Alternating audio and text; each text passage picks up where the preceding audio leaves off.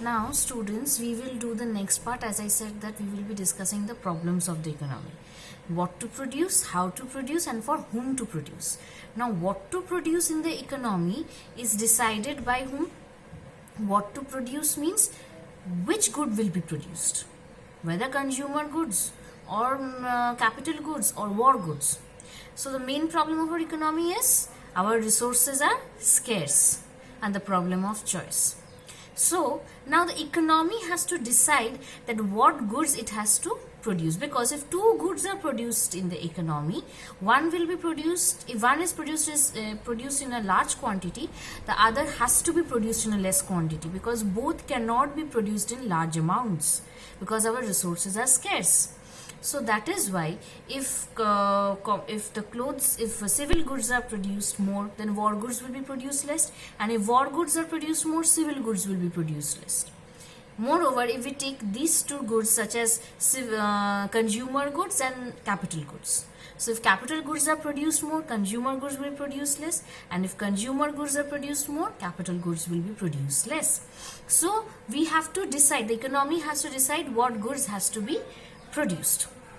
Now another thing is that it mainly depends, you can say it generally happens, or it is based on how the resources are allocated. Because when we are producing two goods, one we are producing in high quantity, one in the less quantity.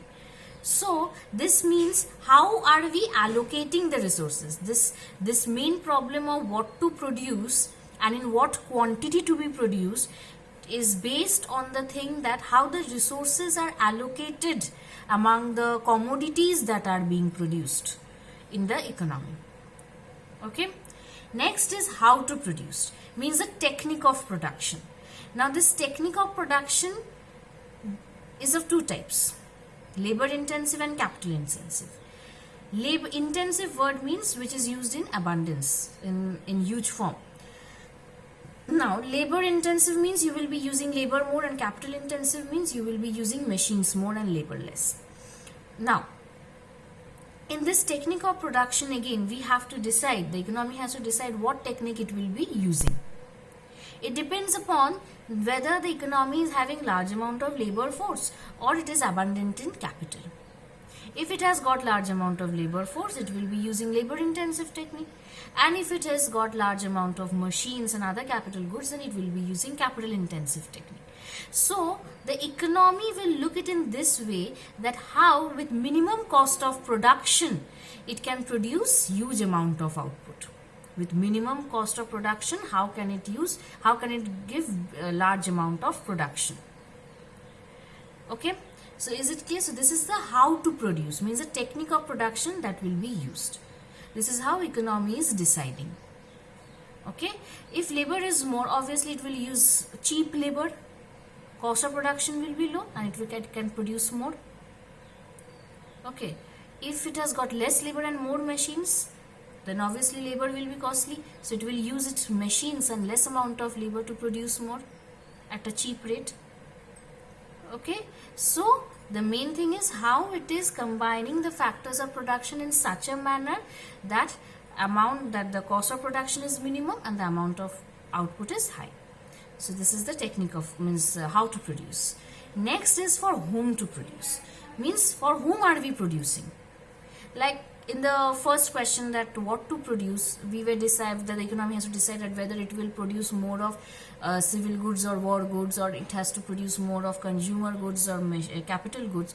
So for whom to produce means, if we see that in the economy the population is more, people are demanding consumer goods more, we have to produce consumer goods more and less amount of capital goods.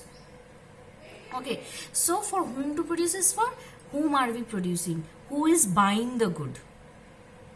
Okay, so we will be producing for those who can afford to buy the goods. So we will be producing for those who can afford to buy the goods.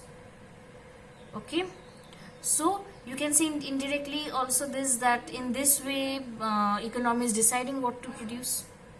So for whom we are producing depends on those who can afford to buy the goods. So this indirectly depends on the distribution of income. If the distribution of income is unequal, that the poor people does not have money, however the rich people is having money, then what is happening?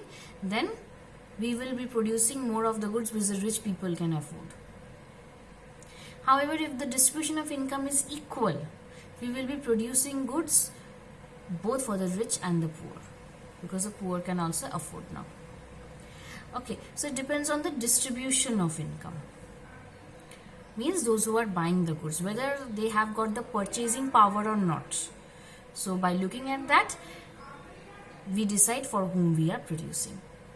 Okay. So here till here, these are the three main problems that we are dealing with. So in the next class, we will be moving to the production possibility curve. Okay. Thank you.